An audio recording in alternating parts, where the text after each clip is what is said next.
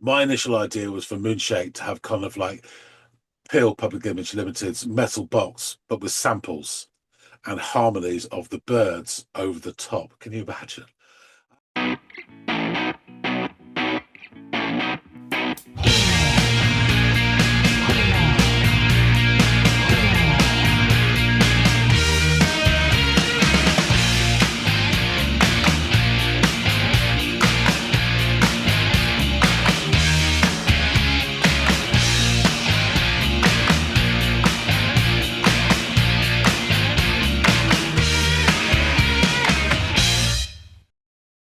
Hey, everybody out there. Welcome back to another episode of the Audiophiles. I'm Andy, and that is John over there, and here we are to discuss some music. In particular, it's going to be a song offered up by John today. John, who's the artist? What's the tune? So the band are called Moonshake. Hey, that's a cool name, but I don't know Moonshake. Okay, and the song is City Poison. All right.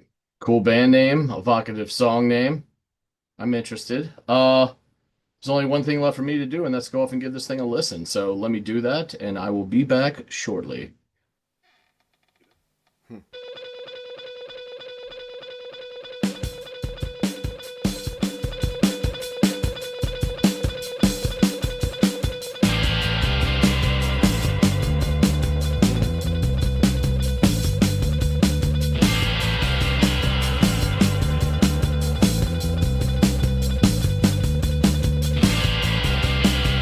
Yeah, I love how this is all started like sort of piecemeal, one bit after the other bit after the other bit until we get the lot of it.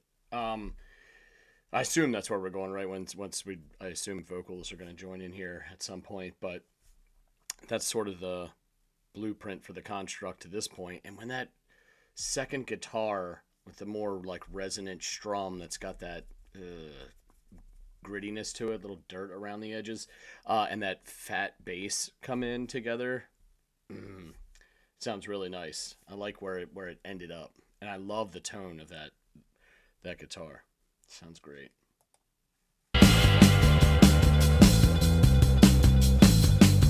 You walk like a thief into my life. You do not respect my bed just for the night. You slack off everything that I hold dear, and you bring your city poison round here. Oh my god, that guitar.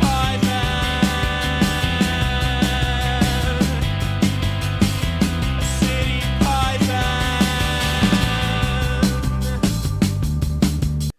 That guitar was gorgeous when it came in, all bright and almost, despite the lyric that he's singing, which is just the city poison refrain that he keeps repeating, there's this hopefulness in spite of the lyrical content, all because of the guitar and how it sounds there. And I just, oh my god, that's probably my favorite part so far. And it's all sounded really good. But yeah, let's take it back because I kind of want to hear that guitar come in again. And you bring your city poison round here. Just cuts to City poison.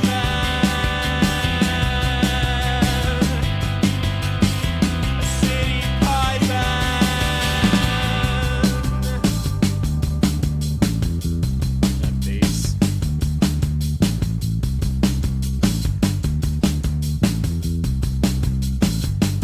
Where the rain smells dirty as exhaust.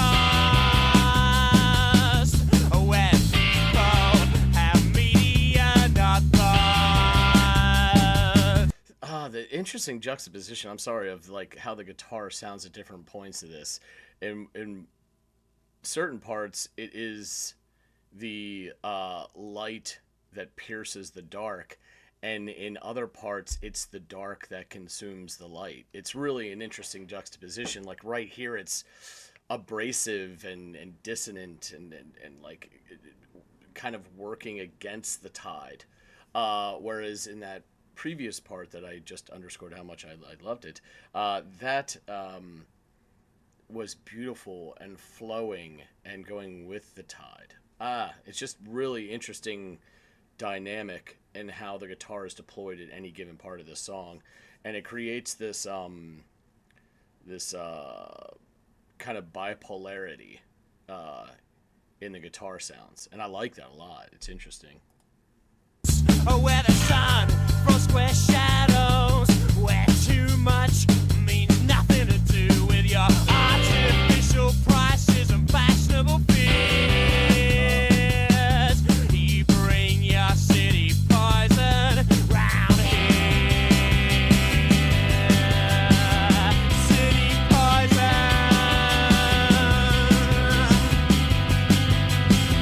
City poison.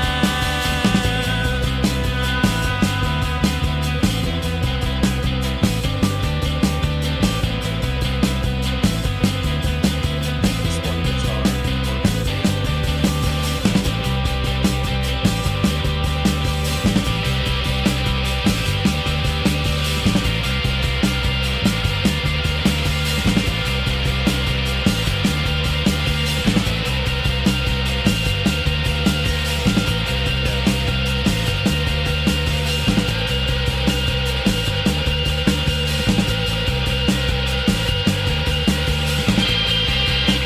Oh yeah. You use what is given without debt. You spend your commitment like a check. You got to find your peace of mind. You can't see the mess you leave behind. Your progress is empty but sincere. And you bring your city poison round here.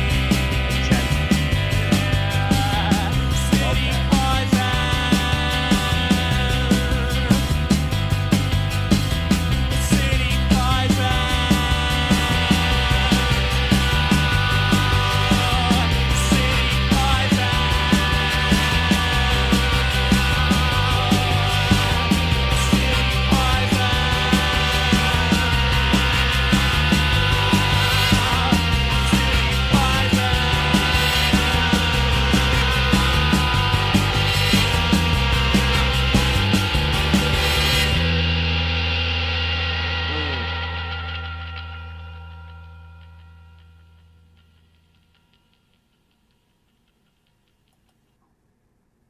Oh God, I really enjoyed that. Oh my goodness, the guitar and guitars, like the one guitar was going back and forth. The other one complemented it so well. Just the guitar work overall in this track was amazing. Everyone sounded great too, for that matter. I mean, the rhythm section was wonderful. The sort of emotive, kind of slightly visceral at times tone of the singer as well really, I think, captured the true essence and feeling behind the words. He was a perfect complement to the song as well. I just really can't get over that interesting dynamic between the guitars and what they did throughout the song, and how like diametrically opposed some of those things were. This beautiful, kind of peaceful strum pattern that adds so much rich texture to the soundscape, and then this abrasive, dissonant, like gurn-inducing. Because I mean, he was doing that stuff, and I felt my face doing it. I'm like, oh my god. But it not only did it sound good, but it's why it was done that makes it so interesting. Like the song's about this metaphorical poison, right? The city poison, and I'm wondering if like the going back and forth is the struggle for the body to fight off that poison, and then by the end when it got all dissonant and like they really leaned into that abrasive sound, if that wasn't kind of Poison fully taking over and setting in. But that it, I don't know if that was intentional or not. If it wasn't, it was a happy accident, or at least for the sake of my interpretation, it was. But I really, really enjoyed this, and I thought the subject matter was really interesting too. I mean, I'll go over some of these lyrics that I call with John to see if it kind of adds up. But I mean, especially that second verse, he seems to really be coming at more of like not an individual, but more of like a societal or like a mindset among this this city hive mind. I'm not really sure. I just got bits and pieces that kind of to me would have suggested that, but a lot to discuss, a lot to like. So let's get back and chop it up with John. Morton Harkett is back. So you got to listen to City Poison by Moonshake. Yeah. Please do tell all. I will endeavor to do just that. Oh man.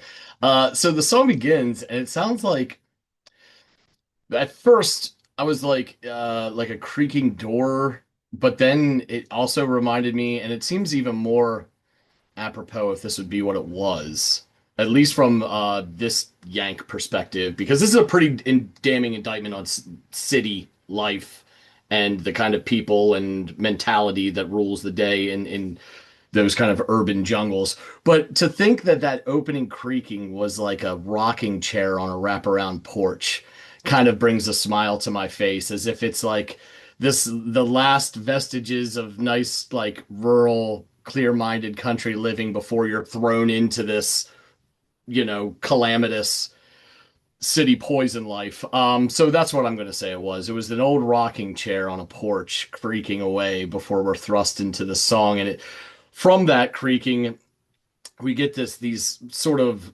unmitigated sonic blasts in the form of like this trilled motif on the electric guitar. And it's soon accompanied by a drum beat. And at around the 14-second mark, another guitar comes in, of course, blasting along with this really thick bass line that you'd be hard-pressed to miss as it kind of muscles its way in through the door. And as this motif with the entire collective kind of plays out over the next few seconds, that guitar stands out with these sharp, resonant chord strums like shards of broken glass. And it, along with the bass, give the song somewhat of a dark, unsettling feeling, not enough to spark fear or anything, but enough to stir a little apprehension. And the singer then begins to sing the first verse, and he has a really interesting voice and delivery as he holds out like sometimes the last word in every other line, I think, with this quavering bit of angst in his voice. And it's I've never heard really anything labeled as British emo, and I wouldn't go so far as to do it here. But he is injecting this emotive quality to his delivery that communicates the same kind of visceral reaction one might have to a poison.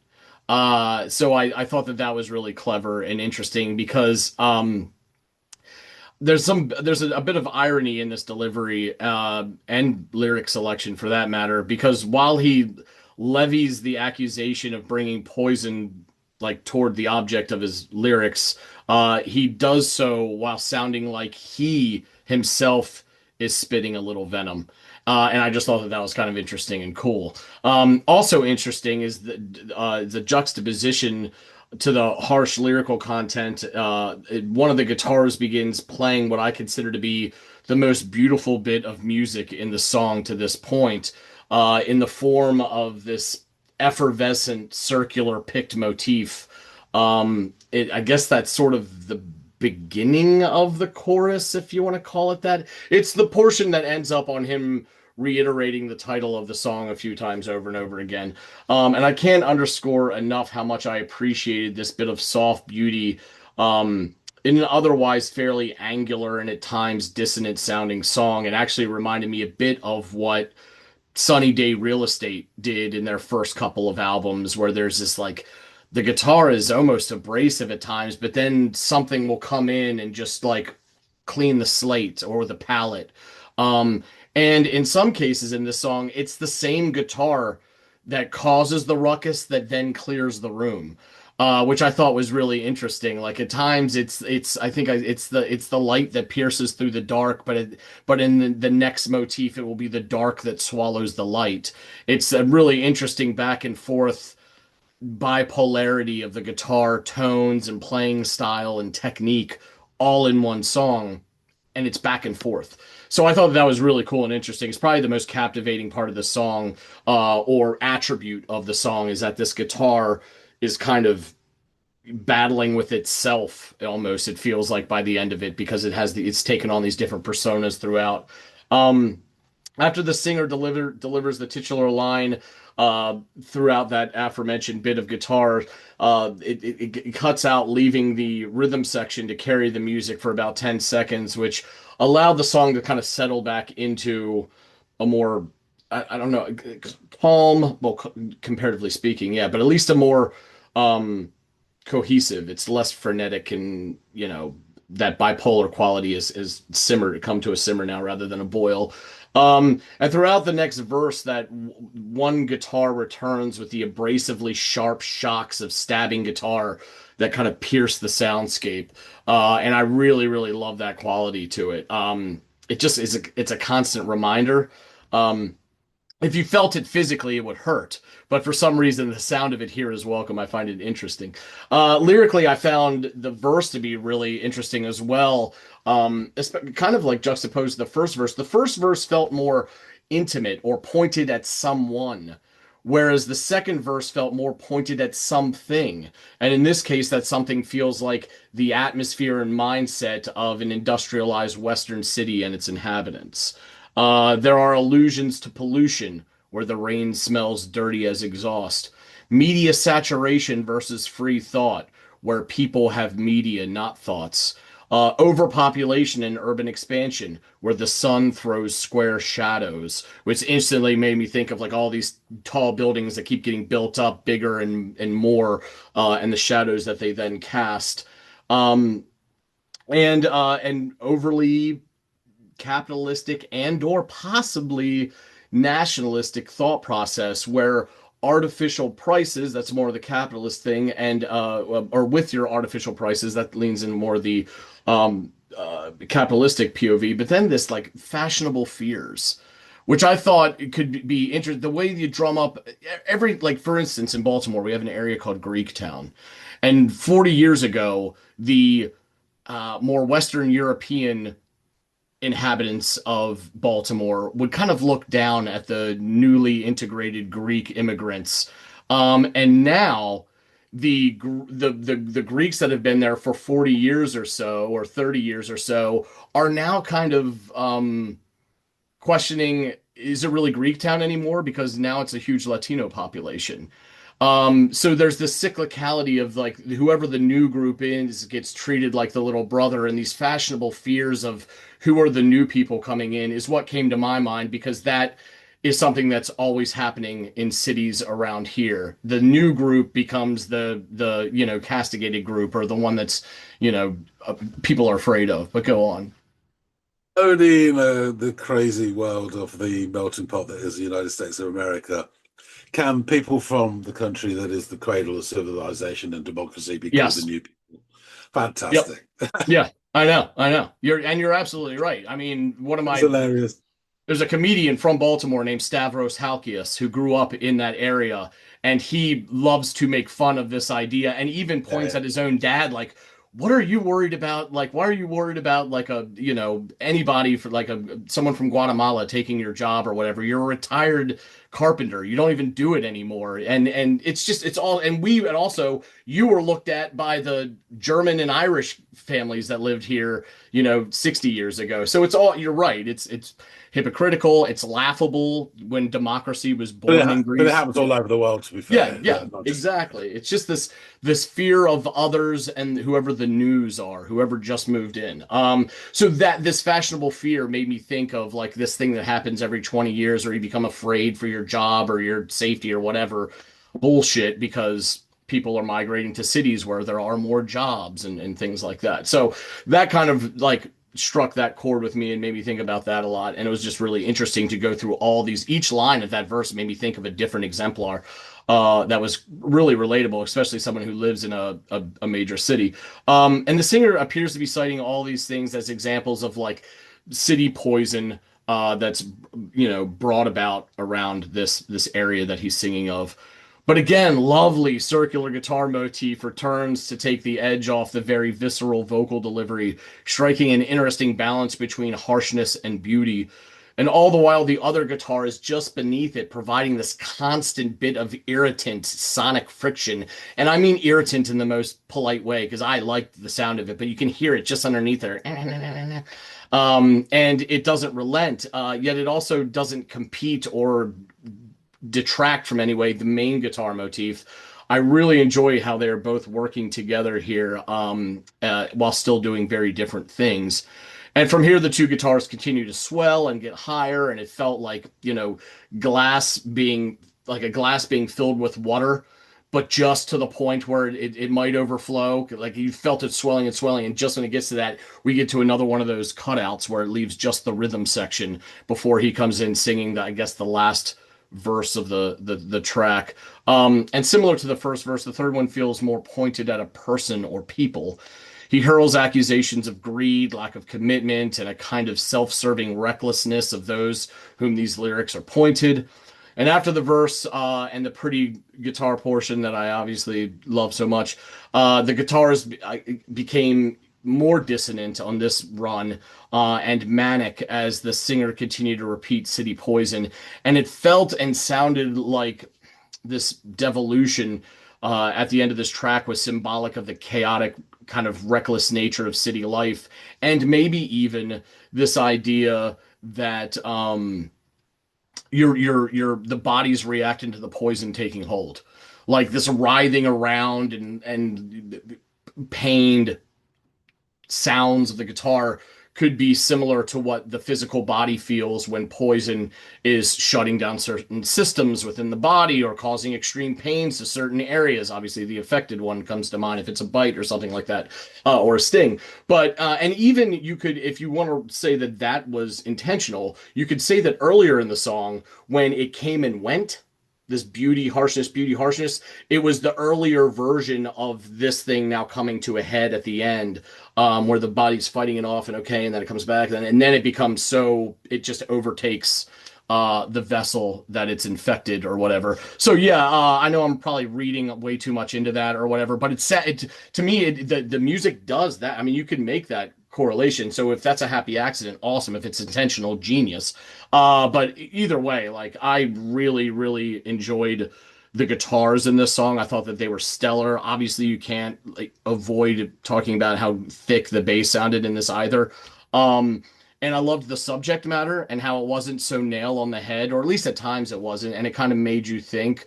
A little bit like saying fashionable fears instead of stating what those fears are led me to think a little bit. And that's a fun little exploration that a song can take you down when you don't expect it or think you will. So yeah, this was a really, really big hit for me. I really, really enjoyed it. Fantastic. Interesting as well. So I'll get into it. There's a bit to say, and they are a fascinating bunch.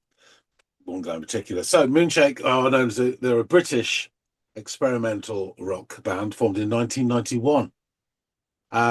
They're described as post-rock, dub, noise rock, experimental, and sampledelia.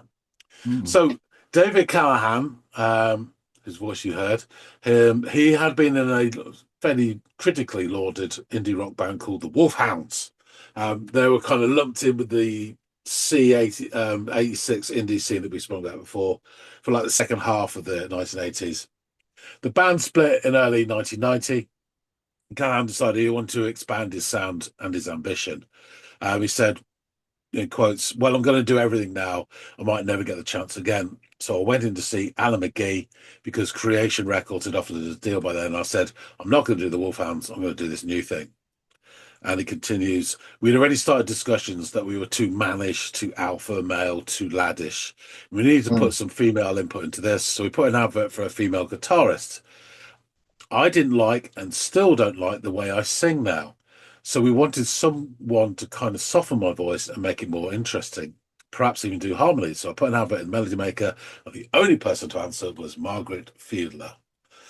Callahan recalled, we go to each other's houses and play each other's songs, and we were impressed with what the other was doing. My initial idea was for Moonshake to have kind of like Peel Public Image Limited's metal box, but with samples and harmonies of the Byrds over the top. Can you imagine? When I saw what she was doing on her own, I knew it wasn't going to be like that, because she was writing what she was kind of writing, really good, almost folk songs. So the pair recruited bassist John Frenette and finally drummer Miguel Mig Morland. So Callahan and Fiedler, they alternated the lead vocal and songwriting duties for the band. So that you get this schizophrenic feel to this, or split personality feel to the band. And both had different approaches. Fiedler created surreal, ethereal, and atmospheric material, while Callahan favoured harsher sounding urban narratives. So no prizes for guessing which one you just listened to. Right. Fiedler said, I really like Dave Callahan's songs and his voice. Obviously, that's why I wanted to be in a band with him. We were different people and wrote differently, but came from the same influences: Can, Pill, Kraftwerk, Eric B. and Rakim, and My Bloody Valentine, to name a few. Moonshake was a collision. It was supposed to be a collision. So although Callahan originally favoured Skyscraper as a project name, the band ultimately settled on the name Moonshake, which is taken from a Can song on the Future Days album. So they even named themselves after a Can's krautrock song. Great. Moonshake signed to Croatian Records for their debut EP called First, released in spring '91. I do have it here. And it's really interesting. It has that sort of, there it is, Kitty. It has that shoegazy sound of this sort of noisy, but that sort of slow but really buzzed and expansive sound.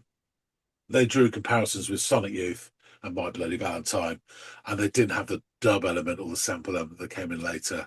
Callahan said, we got really bad reviews in the music press. The record sold rather well because a lot of people liked weird headfuckery shoegaze stuff.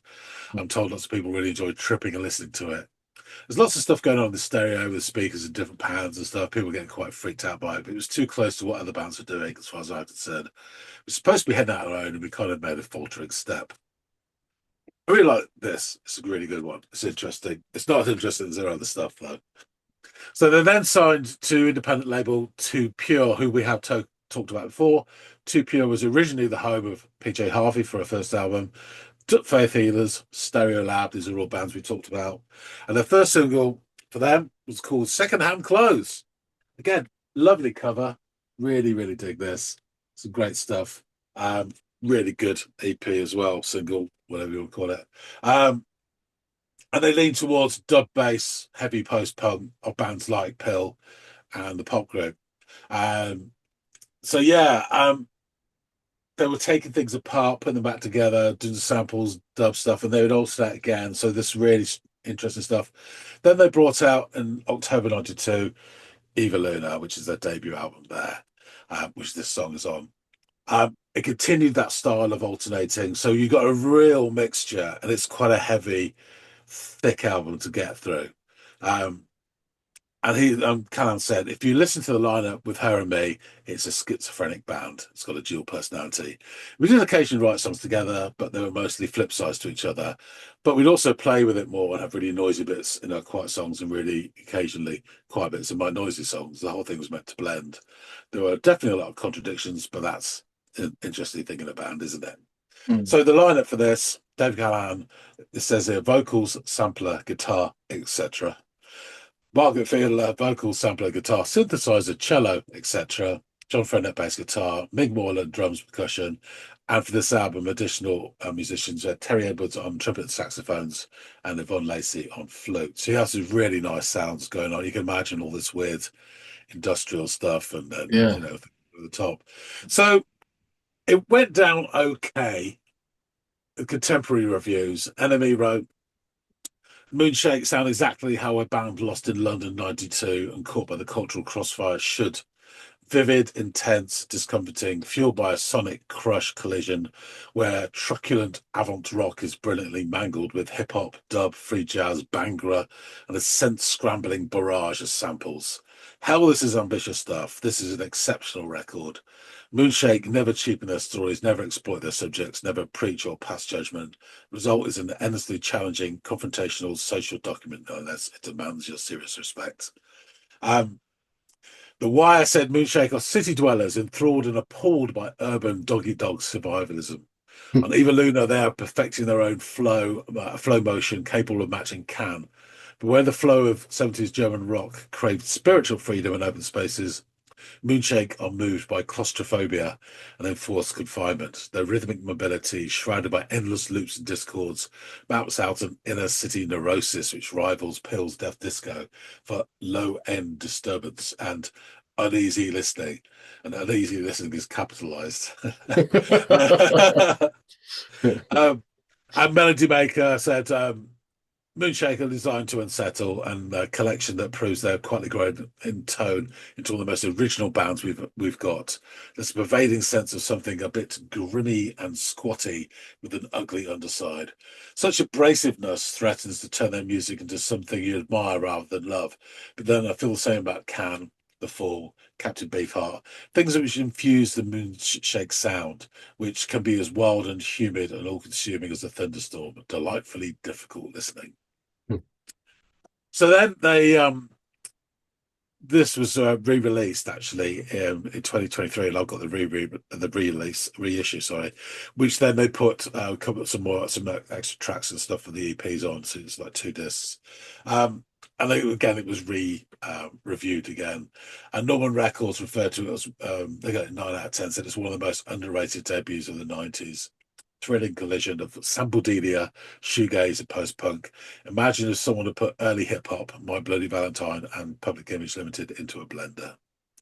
And Brainwash said, listening to this expanded reissue now with considerably more adventurous ears, I still find this album oft frustrating, but I am newly struck by how almost every song features at least one moment where Moonshake sounded like the best band on the goddamn planet. And I think you're going to get that when you experiment, that you just get little certain bits that just really click for people. Yeah. Not only you get that as an experimental band, but I think you get that as like the person you just quoted. You have to listen to it a couple times for these things to kind of settle.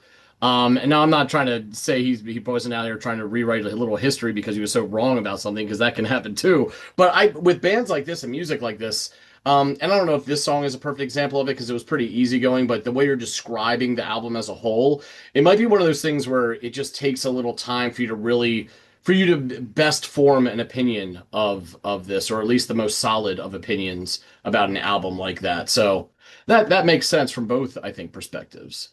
I think there was an experimentation at the beginning of the 90s, but bands were led down certain paths, and you go down that rather than that. Yeah. Anyway, lyrics. You walk like a thief into my life. You do not respect my bed just for the night. You slag off everything that I hold dear, and you bring your city poison round here. City poison, city poison. Where the rain smells dirty as exhaust, where people have media, not thoughts. Where the sun throws square shadows, where too much means nothing to do. With your artificial prices and fashionable fears, you bring your city poison round here. City poison, city poison. You use what is given without debt. You spend the commitment like a check. You fuck to find your peace of mind. You can't see the mess you left behind. Your progress is empty but sincere as you bring your city poison around here. City poison, city poison, city poison, city poison. So yeah, you're right. In terms of it, this city poison, it serves as a metaphor for sort of corrosive and alienating nature of urban life.